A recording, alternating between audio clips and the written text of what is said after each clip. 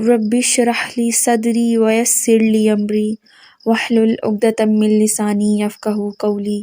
السلام علیکم every one, میں امید کرتی ہوں کہ آپ سب خیریت سے ہوں گے۔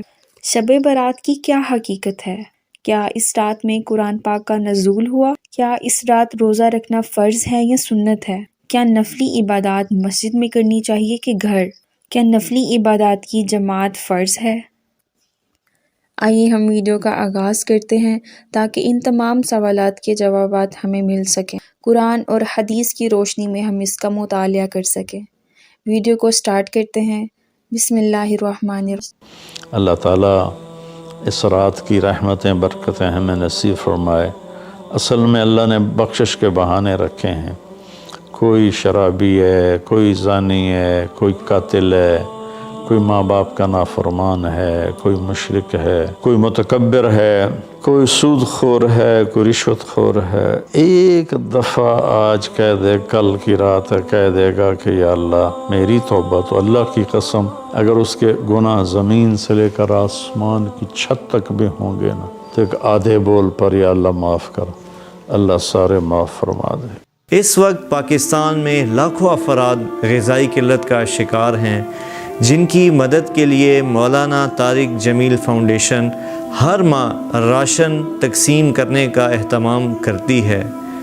تو آپ سے گزارش ہے کہ آپ اس ماہ رمضان میں اپنی زکوٰۃ، خیرات اور صدقات MTJ فاؤنڈیشن کو دیں اور لاکھوں لوگوں کی بھوک کو مٹانے کا ذریعہ بنیں۔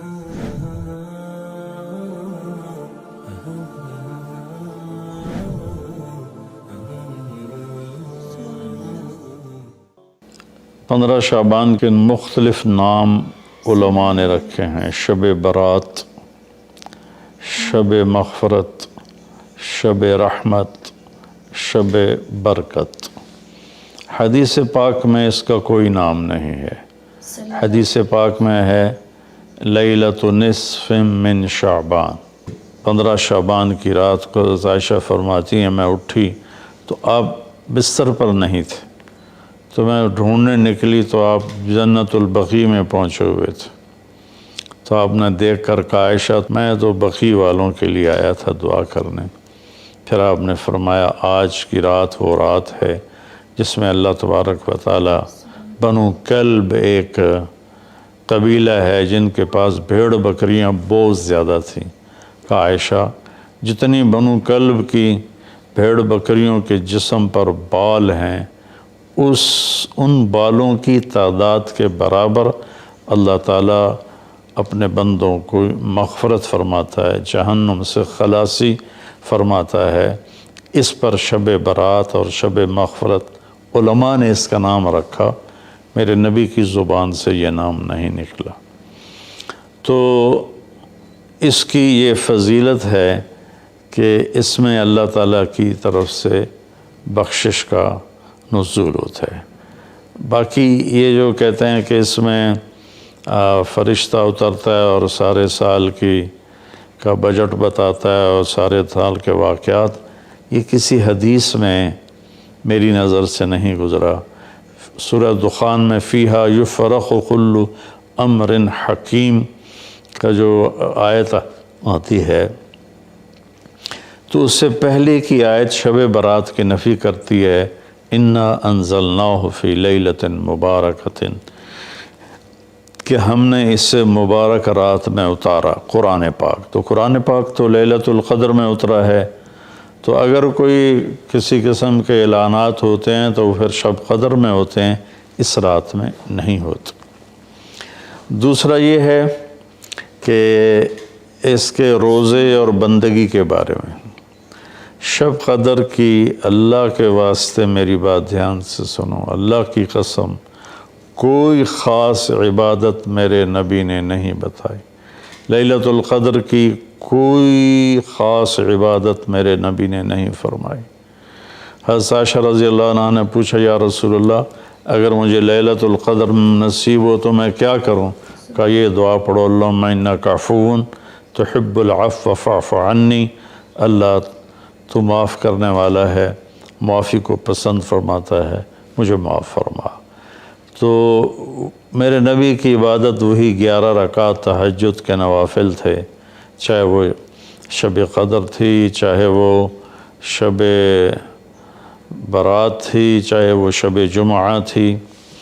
تو اب اس کے نام پر لوگوں نے کیا کیا خرافہ، چونکہ ہم قرآن اور حدیث سے نہیں جڑے، کتابیں لکھی ہوئی ہیں، کس نے لکھی، اس کی سند کیا ہے، اس کی تمیز ہی کوئی نہیں ہے، تو وہ پھر بہت ہی زیادہ 4 رکعت پڑھو، پہلی رکعت میں یہ پڑھو، دوسری میں یہ پڑھو، تیسری میں یہ، چوتھی میں یہ سب بدعات ہیں، ان کا کوئی تعلق نہیں میرے نبی کے کسی بھی فرمان سے۔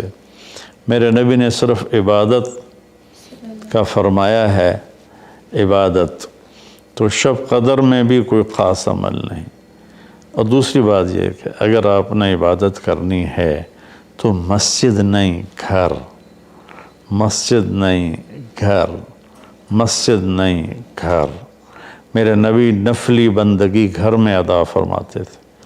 اب شب برات میں صلاۃ تسبیح کی جماعت ہو رہی ہوتی ہے، یہ کتنی بڑی نادانی کی بات ہے۔ نفلوں کی تو جماعت ہی نہیں ہوتی، تو یہ صلاۃ تسبیح کی جماعت کروا رہے ہوتے ہیں۔ تو میرے بھائی بہنوں، اس رات میں کوئی بندگی عبادت مخصوص نہیں۔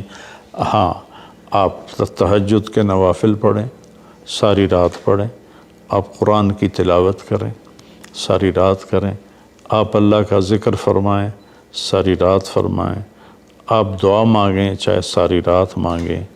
یہ مخصوص اعمال یہ ہیں: نماز، تلاوت، ذکر اور دعا، اور آنسوؤں کے ساتھ۔ اپنی کھیتی کو پانی نہ لگے تو سوکھ جاتی ہے، ایسے ہی دل میں بھی ایک کھیتی آباد ہے ایمان کی، اسے آنسوؤں کے چند قطرے ہی سمندر کی طرح سیراب کر دیتے ہیں۔ تو آنسوؤں کے ساتھ نہ ہو تو کم از کم رونے والی کیفیت ہو۔ تو یہ تو اتنا سا شب برات ہے۔ روزے کے بارے میں جو ابن ماجہ کی روایت ہے، قوموا لیلہا وصوموا شہرہا، یہ روایت بہت شدید ضعیف ہے، اور علامہ البانی رحمۃ اللہ علیہ نے اس کو موضوع قرار دیا ہے۔ تو اس میں روزہ اس نیت سے رکھنا کہ میرے نبی کی سنت ہے، یہ غلط ہے، اس طرح یہ بدعت بن جائے گا۔ کوئی ویسے نفلی روزہ اس رات میں رکھنا چاہتا ہے مستحب سمجھ کے، نفل سمجھ کے، وہ میرے خیال میں اس میں کوئی قباحت نہیں ہے، لیکن سنت سمجھ کے اگر وہ رکھنا چاہتا ہے تو یہ بات صحیح نہیں ہے، چونکہ روزے والی روایت بالکل قابل اعتبار، قابل حجت نہیں ہے۔ اس میں تمام محدثین کا اتفاق ہے کہ یہ روایت شدید ضعیف ہے، اور شدید ضعیف سے استدلال نہیں ہوتا، اس کو حجت نہیں بنایا جاتا۔ کمزور اس کا ضعف اتنا شدید نہ ہو اور کئی حدیثیں جمع ہو جائیں تو پھر اس میں ایک طاقت آ جاتی ہے۔ تو اپنے آپ کو جوڑو اللہ کے قرآن کے ساتھ، اللہ کے نبی کی حدیث کے ساتھ۔ صحیح حدیث آپ کا ماخذ ہوگا تو آپ کو آسانی ہوگی کرنے میں۔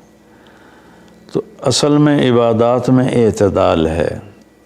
شاید ہی کوئی رات میرے نبی ساری رات جاگے ہوں، شاید، اور شاید ہی کبھی آپ نے مسلسل، اس میں تو میں پورے یقین سے کہہ سکتا ہوں کہ آپ نے زندگی میں ایک دفعہ بھی عشاء کے وضو سے فجر کی نماز نہیں ادا فرمائی۔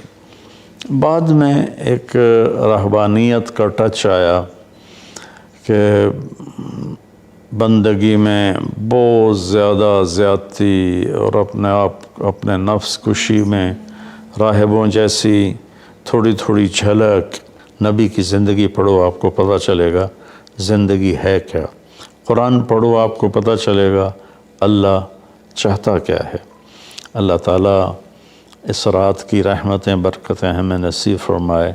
اصل میں اللہ نے بخشش کے بہانے رکھے ہیں، کوئی شرابی ہے، کوئی زانی ہے، کوئی قاتل ہے، کوئی ماں باپ کا نافرمان ہے، کوئی مشرک ہے، کوئی متکبر ہے، کوئی سود خور ہے، کوئی رشوت خور ہے۔